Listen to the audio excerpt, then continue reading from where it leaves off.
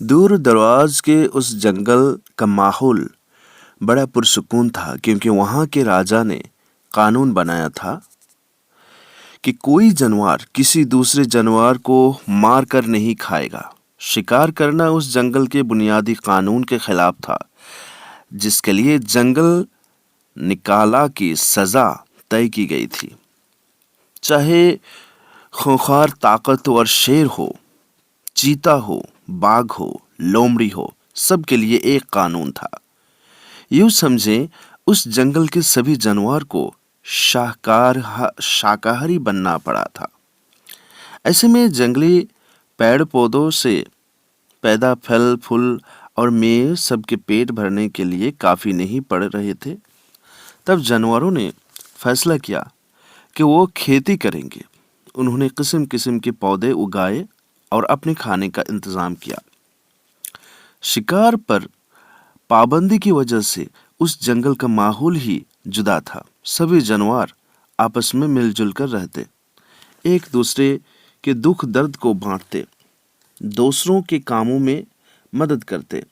نہ کہیں خون خرابہ، نہ کہیں خوف کا ماحول، نہ کوئی بڑا اور طاقتور اور نہ ہی کوئی چھوٹا اور کمزور۔ یوں کہیں جنگل میں منگل تھا۔ ذات اور مذہب کے چکر میں تو ویسے بھی جانور نہیں رہتے۔ سب کا دھرم ایک ہوتا ہے، سب کی ذات ایک ہوتی ہے۔ عموماً جانوروں کی ذات ان کی طاقت ہوتی ہے، جس کا اس جنگل میں کوئی مطلب نہیں تھا۔ مذہب کی غیر موجودگی میں وہ آپس میں لڑنے کٹنے مرنے مارنے سے بچ جاتے رہے۔ رسمی تعلیم حاصل کی ضرورت جانوروں کو نہیں ہوتی، پھر بھی ہم انسانوں کو بہت سی باتیں جانوروں سے سیکھنے کی ضرورت ہے۔ وفاداری اور ایمانداری کا جو ثبوت جانوروں نے پیش کیا، انسان اس سے کوس دور ہے۔ سائنس اور ٹیکنالوجی کی ضرورت بھی انہیں نہیں پڑتی۔ چڑیا بغیر کسی ریسرچ کے ہی اڑنا سیکھ لیتی ہے۔ دن بھر میلوں سفر کرنے کے بعد رات کو اپنے گھونسلے میں واپس آ جاتی ہے، جس کے لیے انہیں گوگل میپ کی ضرورت نہیں ہوتی۔ دور بیٹھے کسی دوسرے چڑیا سے باتیں کرنے کے لیے انہیں موبائل کی ضرورت نہیں پڑتی۔ وہ تو خود وہاں پہنچ کر خیریت معلوم کر لیتی ہیں۔ دیکھنے میں مخصوص قسم کی چڑیا یا جانور ایک جیسے معلوم ہوتے ہیں، لیکن سب کی انفرادی شناخت ہوتی ہے، جس کی پہچان انہی ہوتی ہے۔ اب واپس جنگل کی طرف چلتے ہیں۔ دن مہینے سال گزرتے گئے۔ جنگل میں ہر طرف خوشی کا ماحول تھا۔ ایک نسل کے بعد دوسری نسل آئی۔ اس نے بھی اپنے اجداد کے رسموں اور ان کے قانون کو اہمیت دی اور اسے جاری رکھا۔ جنگل کی رانی شیرنی اپنے محل کے جھروکے سے جنگل کا نظارہ کر کے بہت خوش ہوتی۔ پاس ہی اس کے دو بچے شہزادی اور شہزاد اپنے دوستوں کے ساتھ کھیل رہے تھے۔ شہزادی بہت ہی ملنسار، نرم دل، میٹھی بولی بولنے والی، سب کی مدد کرنے والی تھی، جبکہ شہزادہ ٹھیک اس کے مخالف تھا۔ بچپن سے ہی اسے دیکھ کر نہ جانے کیوں جنگل کے دوسرے جانوروں کو وحشت ہوتی۔ وہ اپنے ماں باپ کی باتیں بھی نہیں مانتا تھا۔ شاید لاڈ پیار نے اسے بگاڑ دیا۔ بچپن سے ہی وہ صرف اپنے آپ سے مطلب رکھتا، باقی کسی پر وہ نہیں کرتا، کسی کی پرواہ نہیں کرتا۔ اس کی بہن اس کو بہت سمجھاتی کہ وہ اپنے برتاؤ میں بدلاؤ لائے، کیونکہ ایک دن اس کو اس جنگل کا راجا بننا ہے اور پورے جنگل پر حکومت کرنی ہے۔ وہ کہتی کہ ایسے برتاؤ راجا کو شوبھا نہیں دے گی، مگر شہزادہ کب سمجھنے والا تھا۔ شاید اسے شہزادہ ہونے کا گھمنڈ بھی بہت تھا۔ شہزادہ جب تھوڑا بڑا ہوا تو اسے اپنے والد کے راج کاج میں کمایاں نظر آنے لگی۔ وہ راجا کے فیصلوں سے متفق نہیں ہوتا اور اپنی ناراضگی ظاہر کرتا۔ اس نے ہم خیال دوستوں کی ایک ٹولی بنا لی اور انہی کے ساتھ زیادہ سے زیادہ وقت گزارنے لگا۔ ایک دن شہزادے نے اپنے دوستوں کے ساتھ اپنے محل سے بہت دور پکنک پر جانے کا فیصلہ کیا۔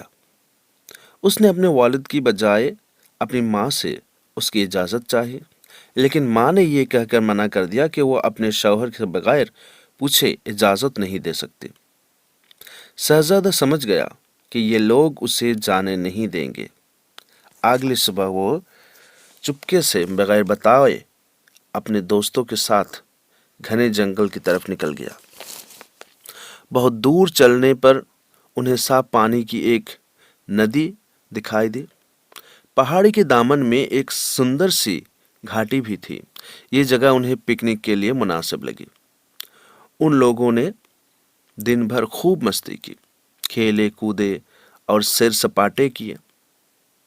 موسم بڑا سہانا تھا۔ انہوں نے طے کیا کہ آج کی رات وہ لوگ یہیں گزاریں گے۔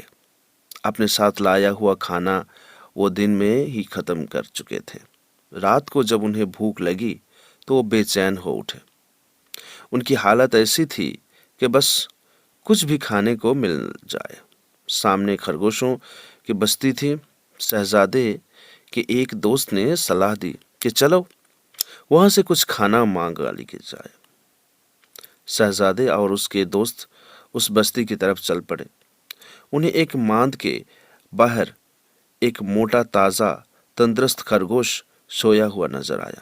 کسی نے کہا کہ اس کو جگا کر کھانے کا انتظام کرنے کو کہتے ہیں، لیکن شہزادے نے اسے جگا سے منع کر دیا۔ شاید اس کے شاطر دماغ نے کچھ اور ہی پلان کر لیا۔ اس نے خرگوش کے منہ پر اپنا ایک پنکھا جکڑ دیا اور اپنے نوکیلے دانت اس کے نازک بدن میں گھسا دیے۔ بیچارے خرگوش آہ تک نہیں کر سکا۔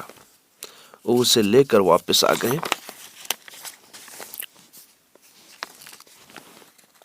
پکنک کی جگہ پر آ گئے اور سب نے اس کے گوشت سے اپنا پیٹ بھرا۔ پیٹ بھر جانے کے بعد انہیں احساس ہوا کہ انہوں نے جنگل کا قانون توڑا ہے۔ اب تو سزا ہو کر رہے گی، اور سزا شہزادے کے ساتھ اس کے دوستوں کو بھی ملے گی۔ راجکمار ڈر گیا۔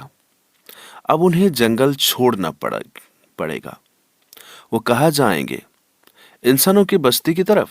نانا، انہیں انسانوں کو بستی کا ماحول سوچ کر ہی ڈر لگنے لگا۔ انہیں پتا تھا کہ انسان آپس میں کبھی ذات کی بنیاد پر، کبھی دھرم کے نام پر، تو کبھی اپنی بالادستی کے لیے آپس میں لڑتے رہتے ہیں اور ایک دوسرے کا خون بہاتے رہتے ہیں۔ وہ کسی کا قتل شکار اپنا پیٹ بھرنے کے لیے نہیں بلکہ خود غرضی کے لیے کرتے ہیں۔ زمین کے ایک ٹکڑے کے لیے یہاں بھائی اپنے سگے بھائی کو مار ڈالتا ہے۔ جس زمین کی جنگل میں کوئی قیمت نہیں ہوتی، انسان تو اتنا بڑا گوشت خور ہوتا ہے کہ بڑے سے بڑے جانوروں سے لے کر چھوٹی چھوٹی مچھلیوں کو بھی چٹ کر جاتا ہے۔ ایسے میں وہاں انہیں زندہ کون چھوڑے گا؟ دوسرا جنگل وہاں سے ہزاروں میل دور تھا، جہاں تک زندہ سلامت پہنچا ممکن نہیں تھا۔ انہیں کچھ سمجھ میں نہیں آ رہا تھا کہ اب وہ کیا کریں۔ جب صبح ہوگی اور یہ خبر ہر طرف جنگل کی آگ کی طرح پھیلے گی کہ شہزادہ اور اس کے دوستوں نے جنگل کے قانون توڑ کر ایک معصوم بے گناہ خرگوش کا شکار کیا، تو ان کے ساتھ کیا برتاؤ ہوگا؟ سب جانور ان سے نفرت کریں گے۔ سب کو معلوم تھا کہ ہم لوگ اس علاقہ میں پکنک منا رہے تھے، اس لیے اگرچہ کسی نے ہمیں شکار کرتے نہیں دیکھا، پر الزام تو ہمارے اوپر ہی لگے گا۔ شہزادہ اور اس کے دوست ان سوچ میں پڑ گئے کہ اب کیا کیا جائے۔ ایسے میں اس ٹولی کے सबसे दुबले पतले और कमजोर लेकिन दिमाग की बहुत शातिर लोमड़ी ने कुछ मशवरा दिया, जिस पर आखिरकार शहजादा भी तैयार हो गया। उन्होंने रात में ही तेज तेज कदमों से अपने घर का रुख किया ताकि सुबह होने से पहले वो अपने घरों में पहुंच जाएं। सुबह सुबह जंगल में मनादी हो रही थी।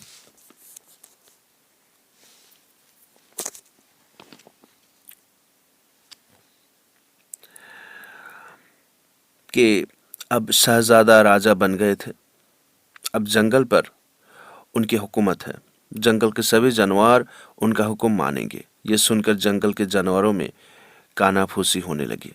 अरे, राजकुमार ने राजा और रानी दोनों का कत्ल कर दिया। लोगों में शहजादा का खौफ बैठ गया। इधर खरगोश की बस्ती में मातम छाया हुआ था।